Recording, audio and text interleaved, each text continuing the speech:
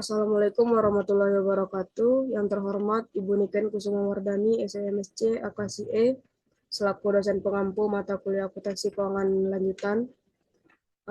Sebelumnya, perkenalkan nama saya Repa Agustina dengan NPM Mager 037. Di sini saya akan mempresentasikan materi transfer antar perusahaan aset tidak lancar.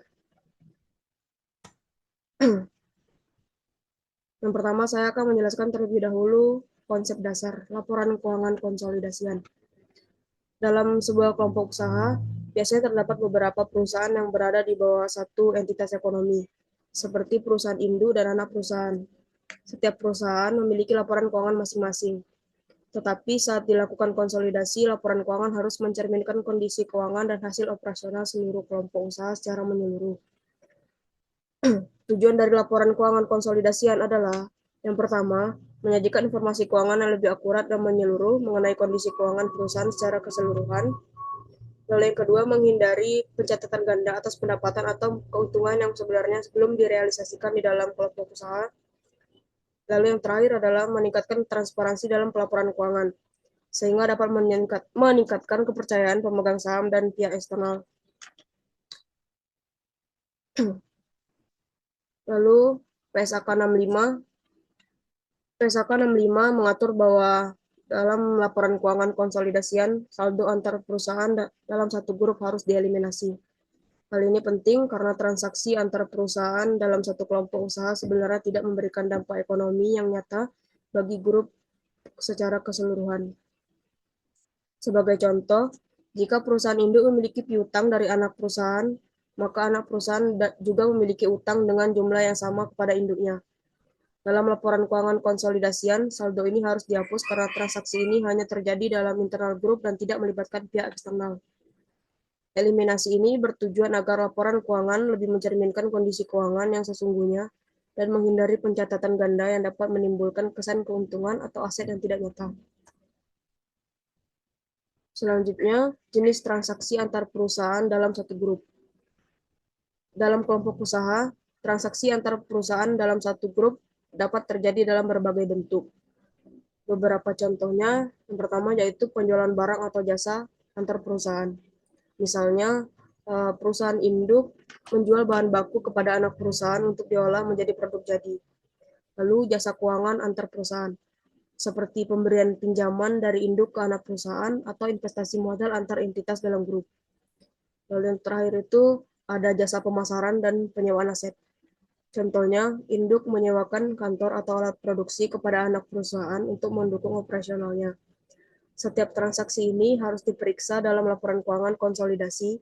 Tujuannya adalah untuk memastikan bahwa keuntungan atau kerugian yang belum terrealisasi tidak dimasukkan dalam laporan, sehingga laporan keuangan tetap akurat dan mencerminkan kondisi keuangan yang sesungguhnya.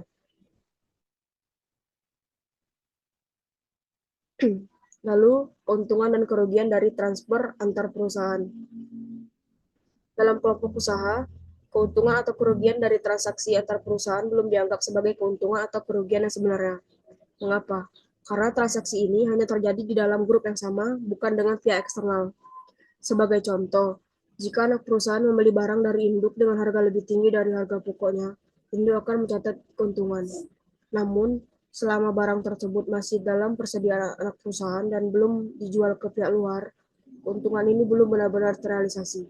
Oleh karena itu, dalam laporan keuangan konsolidasi, keuntungan ini harus dieliminasi.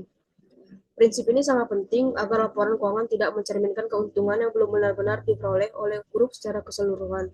Dengan demikian, laporan menjadi lebih akurat dan mencerminkan kondisi ekonomi yang sesungguhnya. Selanjutnya ada eliminasi keuntungan yang belum terrealisasi. Dalam laporan konsolidasi, eliminasi laba antar perusahaan sangat penting agar laporan benar-benar mencerminkan kondisi keuangan yang sesungguhnya. Terdapat beberapa aturan utama dalam eliminasi laba yang belum terrealisasi, yaitu yang pertama, jika aset atau barang masih berada dalam kelompok usaha, maka keuntungan dari transaksi antara perusahaan harus dieliminasi. Hal ini karena keuntungan tersebut belum benar-benar terrealisasi dalam bentuk kas atau nilai ekonomi nyata. Lalu yang kedua, jika aset atau barang sudah dijual ke pihak eksternal, barulah keuntungan dapat diakui karena telah menghasilkan pendapatan real bagi kelompok usaha. Selain itu, Jika terjadi penjualan aset tetap antar perusahaan, laba atau rugi dari transaksi tersebut juga harus dieliminasi dalam laporan keuangan. Keuntungan baru bisa diakui jika aset tersebut dijual kembali ke pihak eksternal atau digunakan dalam operasional yang menghasilkan pendapatan dari luar kelompok usaha. Baiklah, kesimpulan dari materi hari ini yaitu laporan keuangan konsolidasian harus memberikan gambaran yang objektif mengenai posisi keuangan dan hasil usaha kelompok perusahaan. Oleh karena itu, transaksi antar perusahaan yang belum terrealisasi harus dieliminasi. Eliminasi saldo antar perusahaan dilakukan untuk mencegah penggandaan keuntungan atau pendapatan yang sebenarnya belum terjadi. Prinsip ini sangat penting dalam standar akuntansi keuangan karena memastikan bahwa laporan yang disajikan tidak memberikan gambaran yang keliru mengenai profitabilitas dan kesehatan finansial perusahaan secara keseluruhan.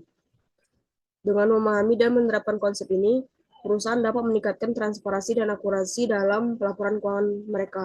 Hal ini akan memberikan informasi yang lebih baik dapat diandalkan bagi pemangku kepentingan, investor, dan regulator, sehingga mendukung pengambilan keputusan yang lebih baik. Sekian presentasi dari saya ucapkan wassalamualaikum warahmatullahi wabarakatuh.